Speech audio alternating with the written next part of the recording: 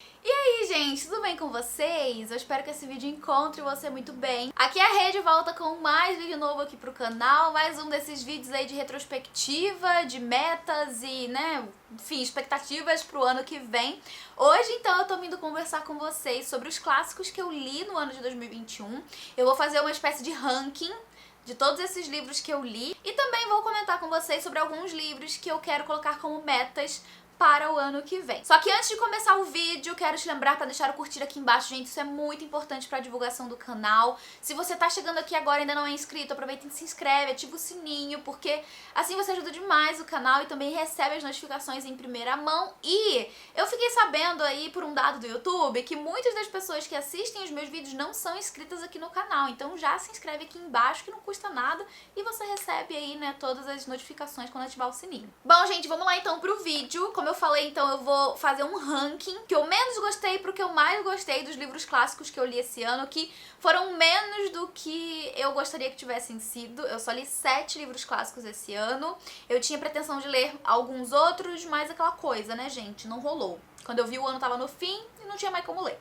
E vale lembrar, galera, que esse ranking é com base única e exclusivamente na minha experiência de leitura, nos meus sentimentos, nas minhas impressões enquanto eu fui lendo. Não quero dizer com esse ranking que esses livros que estão por último, digamos assim, são livros ruins, são os piores livros. Não é nada disso, tá? É apenas a minha experiência, como eu respondi a essas leituras. Porque quando a gente fala de livro clássico, quando você fala que você não gostou tanto de um livro, assim, é o fim do mundo, tá? E não é assim, porque a gente tem experiências diferentes com cada livro. Espero então que vocês entendam aí o que eu tô querendo dizer, que eu não tô querendo condenar, esses livros que eu menos gostei, é só porque eu menos gostei deles, eles menos funcionaram comigo, digamos assim. Então vamos lá, no ranking de 7ª leitura, o livro que eu menos gostei de ter lido, de todos esses que eu li no ano passado, eu trago Ratos e Homens, do John Steinbeck. Esse foi um livro que eu li recentemente até, acho que foi em outubro, alguma coisa assim. E eu confesso pra vocês que esse livro me decepcionou um pouco pela alta expectativa que eu fui pela escrita do Steinbeck. E não é que a escrita dele não tenha funcionado comigo, é que a história como um todo, pra mim, foi bem morna.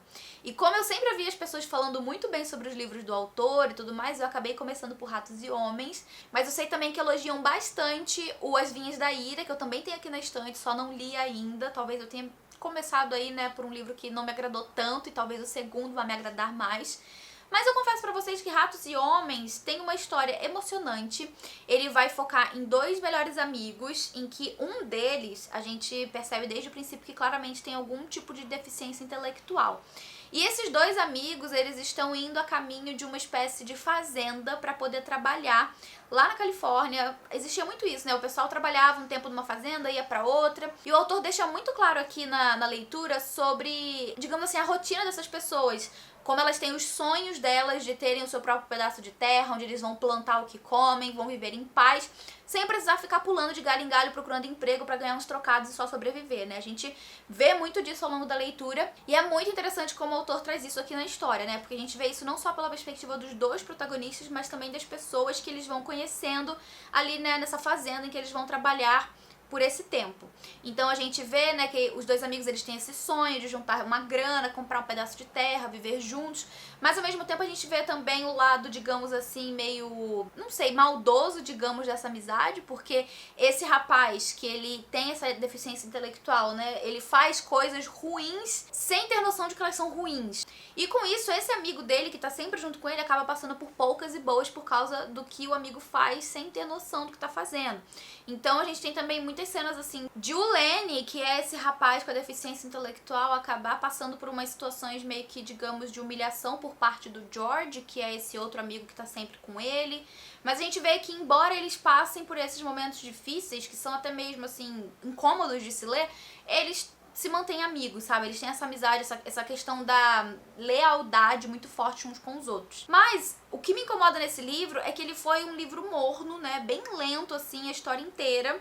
Não acontecia muita coisa, não tinha nada de muito interessante, acontecendo, era mais a rotina desses 2 enquanto eles estavam a caminho da fazenda e tudo mais. Daí quando eles chegam lá, como que eles são recepcionados, conhecendo outras pessoas que trabalham lá, enfim. E pra mim a história só foi ficar realmente muito interessante no final, que é quando acontece algo realmente muito grande na história, que quem já leu vai saber do que eu tô falando. Cria ali um clima clímax, sabe? Uma tensão muito grande. E aí a história acaba.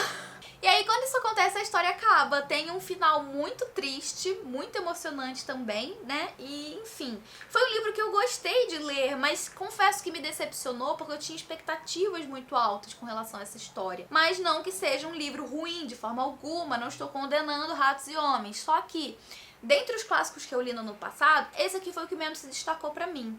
Sabe? Em sexto lugar, pra mim, ficou O Coração das Trevas, de Joseph Conrad. Esse clássico, esse livro, ele é muito bom. Esse livro, ele tem uma denúncia de um período colonial, na verdade imperialista, muito forte. Nesse livro aqui a gente tem a história de um cara que ele vai trabalhar em uma espécie de empresa que faz expedições para outros países. Isso aqui lá no século XIX, quando a Europa, né, países ali da Europa estavam fazendo, enfim, colonizando outros países da África, da Ásia, enfim, isso estava acontecendo ali, né, naquele período que ficou conhecido como imperialismo. E a gente tem esse protagonista narrando os acontecimentos, né, dessa pessoa, né, desse homem que é um... ele trabalha, né, navegando e ele quer se inscrever para trabalhar nessa empresa, né, de exploração. Não é bem exploração que eles chamam, é um outro termo que eles dão para esse tipo de empresa, né, que vai em num outro país fazer de fato exploração. Só que existe um outro termo ali, digamos, mais polido pro que é feito. E a gente acompanha a narrativa desse homem, né, que tá trabalhando ali e todos os horrores que ele vai vivenciando. E aqui, no caso, a palavra horror tá mais relacionada com os horrores que os seres humanos, brancos e teoricamente ali civilizados, estavam fazendo nessa terra que é a República Democrática do Congo. Não só com a terra, mas também com as pessoas que ali habitam, como eles estavam destruindo a natureza, sem respeito nenhum pelos recursos naturais, extraindo marfim, né, que pra quem não sabe, o marfim é uma presa de uma espécie de elefante, e eles faziam de tudo possível para extrair o máximo possível desse material. E a extração por si só é muito cruel e envolve também explorar muitos locais da região, que são pessoas que conhecem toda aquela, enfim, né, toda aquela região e tal. Então a gente tem muito disso aqui ao longo da leitura, muito desse coração das trevas, que eu diria, né, eu interpretei assim como sendo o coração das trevas humano, sabe? Como o ser humano tem capacidade de ter um coração realmente muito, muito maldoso. E aqui também a gente pode ter uma alusão com relação às trevas da floresta que existe aqui, porque como a gente tá vendo esse personagem narrando enfim, esse ambiente da República Democrática do Congo ali, nesse ambiente bem fechado, com mata muito fechada, e como ficava à noite. Enfim, a gente tem várias descrições, né, desse lado mais, digamos assim, escuro da região. Então eu acho que esse aqui foi uma leitura muito incrível que eu fiz esse ano, que trouxe realmente essa denúncia do que aconteceu no passado. Tem muito também sobre a questão da exploração. Enfim, é muito interessante esse livro. Só que ele ficou em sexto lugar pra mim porque foi uma leitura que foi um pouco mais lenta no sentido de me prender na história. Eu fiquei muito interessada pela história, mas conforme eu ia lendo o livro, ele não ia engatando tanto. Não sei se você entende o que eu quero dizer. Foi uma leitura muito interessante, mas ao mesmo tempo uma leitura lenta, arrastada, com poucas cenas de realmente me fazer ficar grudada no livro. Eu até demorei um tanto assim pra fazer essa leitura, mas eu amei muito o livro. Então ele tá em sexto lugar mais pra essa minha experiência de ser uma leitura mais arrastada, um pouco mais lenta, mas de modo geral é um livro incrível e eu recomendo demais. Inclusive tem vídeo aqui no canal, se você quiser saber com mais detalhes, o link vai estar aqui embaixo. Também um outro livro muito bom, cheio de denúncias, cheio de críticas sociais, que eu li esse ano, que eu amei, mas que também teve esse teor de ser uma leitura bem mais lenta. Eu vou explicar melhor como ele funcionou pra mim. Eu tô falando de 1984, vou deixar a capa aqui porque o livro tá difícil de pegar ali na minha estante. Mas, gente, esse livro, ele é um livro essencial. Acho que é um livro que todo mundo precisa ler, sério mesmo. Ele pode ser um livro lento, um livro mais demorado, um livro que não te prende no sentido de fazer devorar, sabe? Não querer largar o livro. Isso pode até acontecer pra algumas pessoas, né? Alguns leitores podem mesmo devorar essa história. Não foi foi o meu caso. Eu demorei um pouco pra ler, mas foi até curioso porque eu tive uma relação com esse livro que foi a seguinte: quando eu tava lendo ele, eu lia muitas páginas de uma vez, eu ficava ávida pra saber o que ia acontecer, pra ver, sabe, onde que ia dar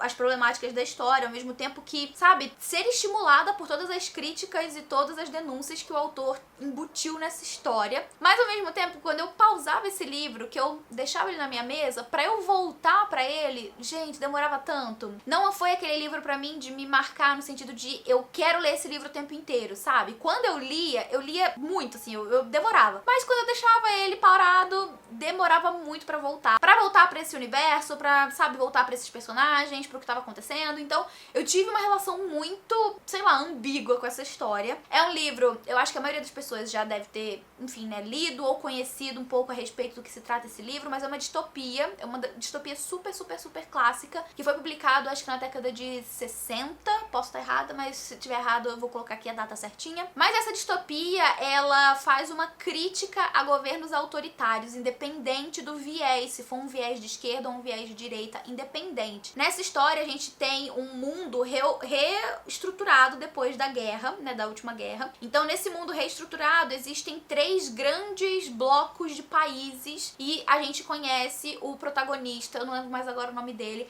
mas ele vive no que foi a antiga Inglaterra, que faz parte agora da Oceania, que é esse aglomerado de países ali que pega a Europa, ele vai explicando melhor como que tá reestruturado o mapa do mundo depois disso. Então a antiga Inglaterra tá ali fazendo parte da Oceania e eles têm esse governo muito rígido, bem ditatorial, ditatorial, já diz muita coisa. E eles têm esse grande líder que eles chamam de o grande irmão, né, que vem a ideia do Big Brother. Por isso que as pessoas falam que o Big Brother veio dessa ideia de 1984, porque esse grande irmão da história, ele representa, assim, uma visão de tudo que tá acontecendo, porque ele tem olhos em tudo, né. Dentro das casas das pessoas existem telas que filmam e gravam, enfim, né, existem coisas que observam as pessoas 24 horas por dia, de modo que elas estão o tempo inteiro sendo observadas, sendo monitoradas, e qualquer coisa que é feita por essas pessoas que vai ser considerada como algo de rebelde, né, contrário ao governo vigente, essas pessoas são punidas, né, rigorosamente punidas. E ao longo da leitura a gente vai então acompanhando mais sobre a vida desse protagonista, sobre as problemáticas de todo essa nova ordem ali, né, esse novo modelo de organização do mundo e também de governo que acontece. Ao mesmo tempo que a gente vai tendo tipo uma aula de história, sabe? Do que aconteceu depois da guerra. E a gente vai vendo também como essas pessoas são extremamente manipuladas por esse governo totalitário. Que, gente, absolutamente tudo que aconteceu na história, eles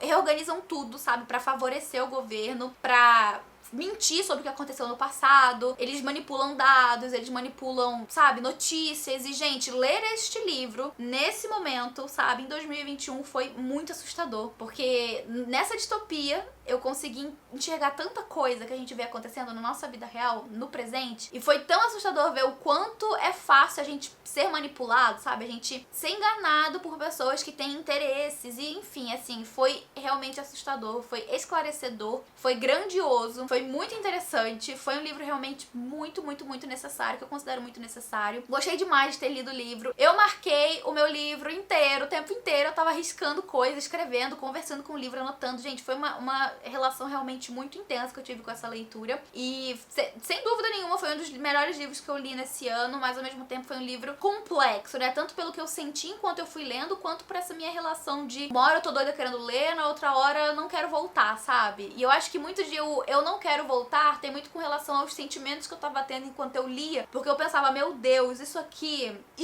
ó, acontecer e o livro todo se torna a nossa realidade. E foi muito, sei lá, foi uma experiência muito louca, gente, sério. Depois eu trago Duna, eu vou deixar a capa aqui. Duna, se eu me lembro bem, é um clássico da literatura, né, de ficção científica que eu li esse ano, um livro que eu falei que eu não ia ler e que eu fui lá e li.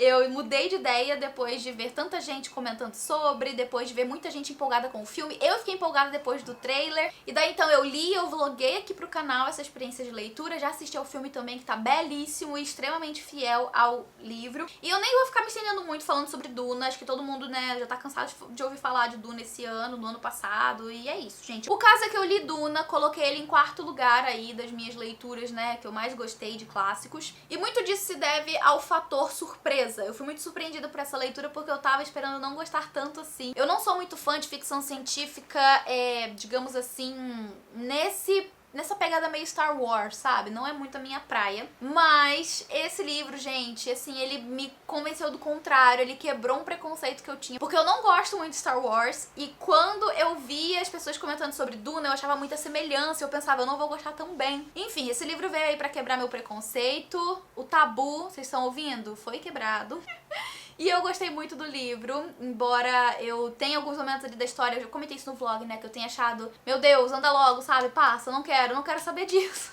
Ao mesmo tempo que teve esses momentos, teve também outros momentos em que eu ficava, sabe, viciada, devorando o livro. Foi uma leitura realmente muito diferente que eu fiz esse ano e que mudou também a minha perspectiva sobre esse tipo de ficção científica. Então, gente, tá aí eu mudando de ideia com relação a um livro que eu tinha um preconceito antes mesmo de ler. Pra vocês verem, eu tinha um preconceito com o livro antes de ler. É isso, né, gente? Vivendo e aprendendo. Agora eu vou comentar com vocês sobre 100 Anos de Solidão, Gabriel Garcia Marques. Foi lido no começo do ano, já tem vídeo aqui no canal, então também não vou me estender muito. Mas esse livro, gente, ele também foi outro que superou todas as minhas expectativas. Eu tava com muito medo de ler esse livro, porque eu sempre ouvi as pessoas falando sobre o quanto ele é confuso, sobre o quanto, sabe, muita gente não se perdia no meio da leitura, não entendia algumas coisas que estavam acontecendo. Eu li e eu amei. Sério, eu amei demais esse livro, recomendadíssimo aí pra você que ainda tá com medo. Sério, assim, só faz o teste, sabe? Começa a ler, se permita.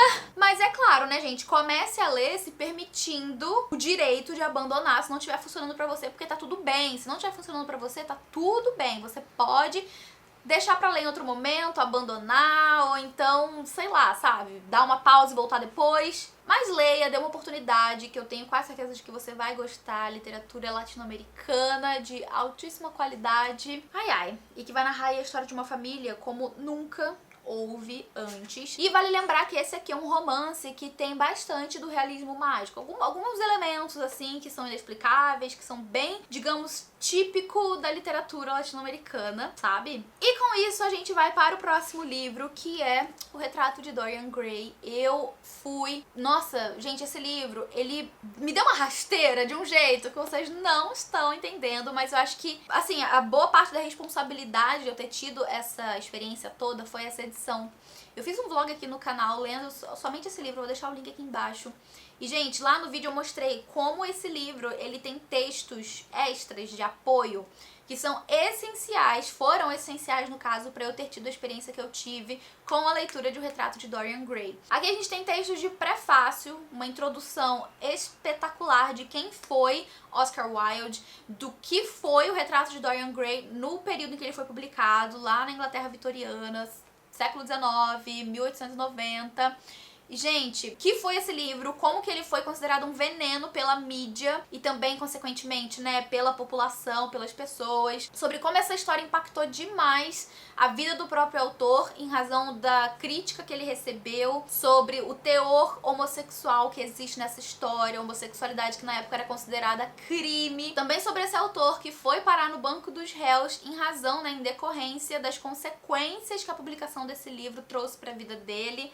Gente, foi um livro, assim, ímpar, sabe? Uma experiência ímpar de leitura. E depois ainda a gente tem aqui no final da história, né, depois que a gente termina O Retrato de Dorian Gray, que é uma leitura incrível, um livro incrível, uma história maravilhosa, a gente tem também aqui pro final os textos que vão falar sobre os julgamentos, sobre também as críticas que o livro recebeu e sobre como o Oscar Wilde ele respondia a essas críticas, sempre de forma muito lúcida, sabe? Muito sensata, muito educada. Sério, gente, eu acho que se eu tivesse lido em outra edição, talvez eu não tivesse tido tanto esse olhar grandioso quanto eu tenho com relação à história de O Retrato de Dorian Gray, que pra quem não sabe, vai narrar aí nessa história que foca em 3 homens. Um que é um lord, o Lord Henry, ou seja, alta sociedade, né, inglesa.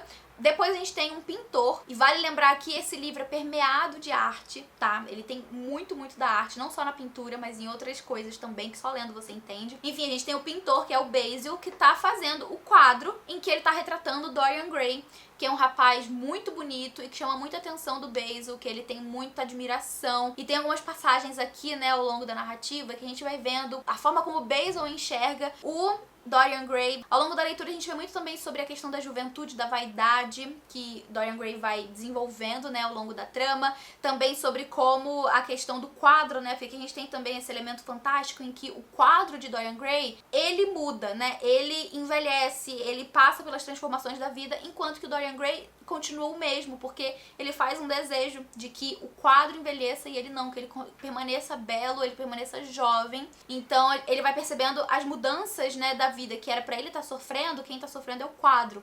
E a gente vai vendo essa inversão aí, né, de o belo ser mantido ali com o Dorian Gray. E ao mesmo tempo, enquanto a gente vai vendo o Dorian Gray meio que perdendo suas virtudes, a gente vai vendo todo esse lado feio dele, da pessoa que ele tá se tornando, sendo transmitida na pintura. E, ai, gente, um livro incrível, sério. Esse livro, ai, ele ficou por pouco, por muito pouco, ele não foi pro primeiro lugar. Que eu tô colocando, na verdade, eu tô empatando, tá? O Retrato de Dorian Gray e A Casa dos Espíritos estão empatados, tá? Eles estão muito empatados aí nesse pódio de primeiro lugar, porque são livros, digamos, bastante diferentes, né? A gente tem aqui literatura inglesa, aqui literatura chilena, se eu me lembro bem, a Isabel Allende é chilena. Na verdade, ela viveu no Chile, mas ela nasceu no Peru.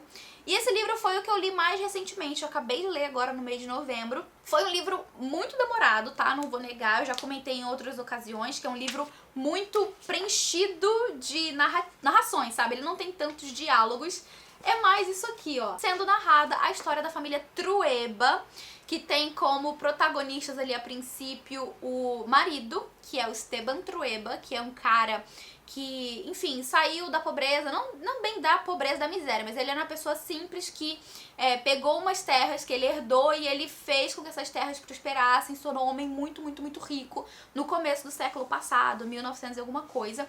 E a sua esposa, Clara, que é a irmã da primeira paixão do Esteban Trueba, que foi uma moça também ali descrita com características muito peculiares, cabelo verde, enfim. Essa moça acabou falecendo, né, ainda bem jovem, e daí ele acaba casando com a Clara, que é a irmã, e Clara sempre fica subentendido aí, né, que o nome dela tem muito a ver com a clarividência que ela tem, e daí a gente tem a questão da Casa dos Espíritos, que ela tem essa forte conexão com o, digamos assim, o além, o outro lado, né, as pessoas que já morreram. Ela tem também essa questão da clarividência, né? Como, por exemplo, saber de coisas que vão acontecer antes de elas acontecerem, né? Ela tem muito essa visão, assim, do que vai acontecer no futuro e tudo mais. E ela soube que se casaria com o Esteban antes mesmo que ele fosse pedir a mão dela em casamento, tá? Então a gente tem aí só um exemplo dos poderes, digamos assim, paranormais que Clara, clarividente, tem. E a gente acompanha, então, a história dessa família, gente. Essa história de uma família tradicional, extremamente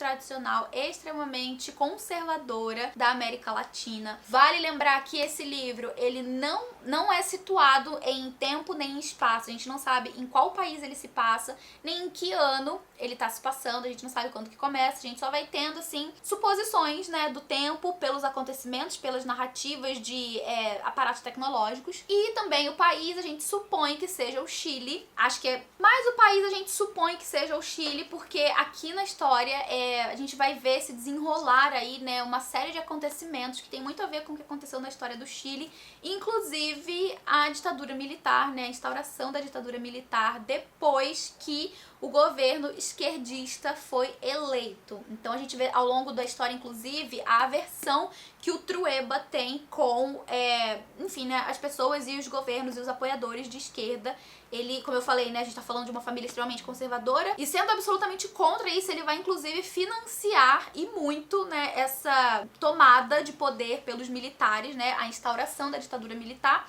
E a gente vai ver acontecendo tudo isso ao longo da narrativa, os desenvolvimentos, as consequências de tudo isso. Aquela falsa ideia de que os militares tomariam o poder para depois devolvê-los aos civis, né, pra, enfim, só colocar ordem na casa e depois devolver o poder aos civis. Enfim, né, gente, aquele conto do vigário que a gente caiu também aqui no Brasil, e eu acho muito inteligente que a autora tenha deixado esse livro sem nenhum local específico, né, de, enfim, ambientação, porque eu acho que esse livro aqui, ele pode facilmente representar qualquer país da América Latina, porque assim, pelo menos a América do Sul, praticamente todos passaram por um período, né, de intervenção militar aí bem ferrenho, bem intenso, mais ou menos na mesma época. Então, pelo menos sendo brasileira e conhecendo a história do meu país, gente, eu li isso aqui e eu pensei, é o Brasil?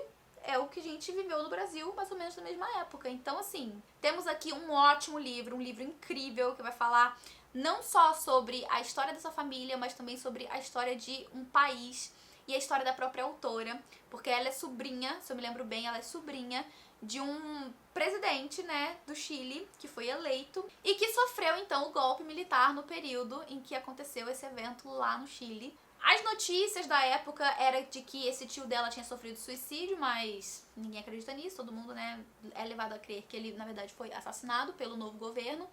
E a gente tem, assim, semelhanças com, né, coisas que aconteceram aqui no Brasil também. E é isso, gente. Aqui a gente tem mais um livro maravilhoso, lido no ano de 2021, clássico da literatura sul-americana. E agora eu vou contar pra vocês, gente, os livros que eu quero ler, né, os clássicos que eu quero ler no ano que vem. Eu tenho uma pilha aqui do meu lado. Antes eu só vou pegar uma água, porque eu já tô com a minha garganta, parece que eu engoli, sei lá, cascalho. Já volto. Pronto, gente, voltei, agora vai. Vamos lá então para os clássicos que eu quero ler no mês que... Vamos lá então para os clássicos que eu quero ler no ano que vem. Eu vou começar com um que era pra eu ter lido em 2021, mas que não rolou, que é O Sol é para Todos, de Harper Lee. Esse livro, ele estava na minha meta de livros para 2021. Infelizmente, não consegui concluir essa leitura, mas ano que vem, gente, eu acho que não tem como, né? Não é um livro comprido, assim, não é um livro grande. Todo mundo fala que é bem rapidinho de ler. Então eu tô com expectativas pra esse livro, clássico da literatura norte-americana. Então é isso, gente. O primeiro livro é esse. Depois temos literatura alemã, com Os Sofrimentos do Jovem Werther, do Goethe. Esse aqui, confesso que tenho certo receio, certo medinho, assim, porque, não sei, né? Eu nunca li nada do Goethe, então não sei nem o que começar a esperar. Mas, pelo que eu vi aqui dessa edição da Antofágica, que por sinal está um espetáculo belíssimo, maravilhosa, como todos os outros livros da editora, que são também muito primorosos. Olha essa edição, gente. Ai, eu amei. Eu tô bem otimista, digamos assim, de certa forma, porque parecem ser textos curtos, assim, pelo que eu tô entendendo aqui, vão por datas, assim, as narrativas, então eu acho que não vai ser uma leitura muito arrastada nem muito demorada, e, enfim, tenho bastante curiosidade sobre a leitura. E aqui atrás tem uma citação que diz assim, uma torre... E aqui atrás, nessa cinta, tem uma citação que já me conquistou, que diz o seguinte: uma paixão tórrida que dava sentido à vida do jovem Werther é também o que vai esvaziá-la por completo.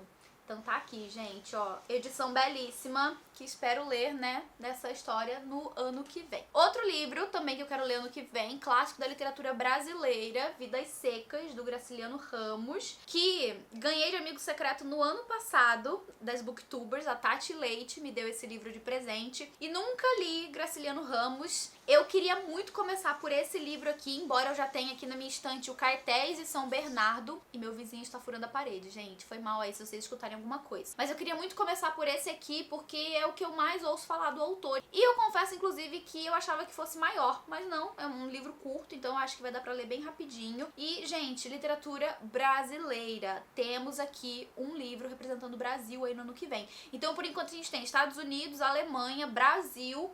Temos também aqui, ó, Portugal com Fernando Pessoa, essa edição bonitona aqui do livro do Desassossego, que, assim, é um livro bem maior do que eu tava imaginando, ao inverso ali do Vidas Secas. E eu tenho muita curiosidade por esse livro depois que eu vi a Gabriela Prioli falando sobre ele. Inclusive, eu tenho um projeto pessoal de ler alguns dos livros favoritos da Prioli, e eu quero fazer um vídeo sobre isso pro ano que vem. Mas esse aqui é um desses livros e vem aí, gente. Também espero concluir essa leitura no ano que vem. Agora, de literatura inglesa, O Jardim Secreto, essa edição belíssima da Dark Side Books, que foi escrito pela Frances Hodgson Burnett. Eu sempre me confundo pra falar o sobrenome dessa autora. E esse livro, gente, é um clássico infanto-juvenil, assim, né? Tem essa pegada mais levinha, então acho que vai ser bem tranquilo de ler. Inclusive, quero ler no começo do ano pra pegar essa vibes meio verão. E essa edição aqui da Dark Side, como a de O Retrato de Dorian Gray, tem texto de introdução, de apresentação da história, enfim, eu tô bem otimista de que essa leitura vai ser super fluida, super rápida e que eu também vou adorar esse livro, que ele vai me prender. Enfim, tô com expectativas bem altas com relação a esse livro e assim que eu ler eu comento com vocês aqui no canal o que foi que eu achei. Gente, também tem russo nessa lista. Um livro que já tava na lista do ano que tá acabando e que também não consegui ler, mas que vai ser a leitura do Clube de Membros agora do começo do ano. Nós vamos ler em 2 meses o Crime e Castigo. Todas as meninas do Clube de Membros estão com os nervos meio aflorados por essa leitura. Estão. Tá todo mundo com receio do que vai encontrar aqui, se vai ser uma leitura boa, se vai prender a gente vai conseguir. Eu tenho fé em nós, tá? Boto fé que a gente vai ler esse livro, que a gente vai gostar. Mas gente, um grande nome da literatura clássica, né? Tanto o título do livro quanto o seu autor, que é o Dostoiévski. E é isso, gente. A gente tá indo, assim, ninguém solta a mão de ninguém. A gente vai com medo mesmo. E a gente vai concluir essa leitura em 2 meses. Porque a gente tá esperando que não vai ser uma leitura assim que você pega e lê de uma vez só. Então, se você já leu, comenta aqui embaixo como que foi a experiência. E acho que vão comentar alguma coisa sobre a minha edição, que talvez não seja melhor. É a que eu tenho, gente. Vai ser a que eu vou ler, tá? Então, é isso. Por fim, temos mais um russo. Esse livro, gente, que não poderia deixar de ser lido. Depois de eu encher o saco de vocês falando que eu quero ler ele por causa de Os Segredos que Guardamos, e eu tô falando de Doutor Zhivago. Pois é, galera, depois de ficar por muito tempo na minha wishlist da Amazon, sempre com preços altos, eu aproveitei ele na Book Friday, eu acho. Entrou na oferta relâmpago, eu parei 40 pila nesse livro, fiquei muito feliz porque ele tava sempre acima de 70. E agora eu tenho ele na estante, não tenho mais desculpas para não ler. Eu li Os Segredos que Guardamos e depois que eu li esse livro, eu fiquei fissurada, doida pra ler Doutor Zhivago. E agora tenho ele na estante, a ideia é que eu leia no ano que vem, gente. Rezem, torçam por mim, pra que essa leitura seja concluída no mês que vem. Não, gente, ano que vem. Mês que vem não dá. Ano que vem. Torçam aí por mim. Temos aqui, então, 7 clássicos para a meta de leitura do ano que vem. E até que tá bastante diversificada aí, né, a minha escolha. Eu optei, né, fiz questão de pegar diferentes países aí, diferentes, né, idiomas e culturas e etc. Espero que dê tudo certo. Se não der tudo certo, também tá tudo certo. Tudo bem se eu não conseguir ler todos esses livros, mas no ano que vem, nesta mesma época do ano, a gente faz um outro vídeo desse fazendo essa retrospectiva das minhas leituras de clássicos. E daí a gente conversa sobre o que deu certo, o que não deu, os clássicos que provavelmente eu vou ler que não estão nessa pilha. E é isso, gente. O vídeo deve ter ficado enorme. Já quero pedir desculpa a você e agradecer a você que ficou aqui até o final do vídeo. Se você ficou até aqui, põe uma hashtag aqui embaixo, fiquei até o final, pra eu saber que você assistiu até o final. Eu vou finalizar o vídeo agradecendo aos membros do canal por todo o apoio de sempre, galera. Muito obrigada. A gente se vê no próximo vídeo. Um beijo grande e até lá. Tchau!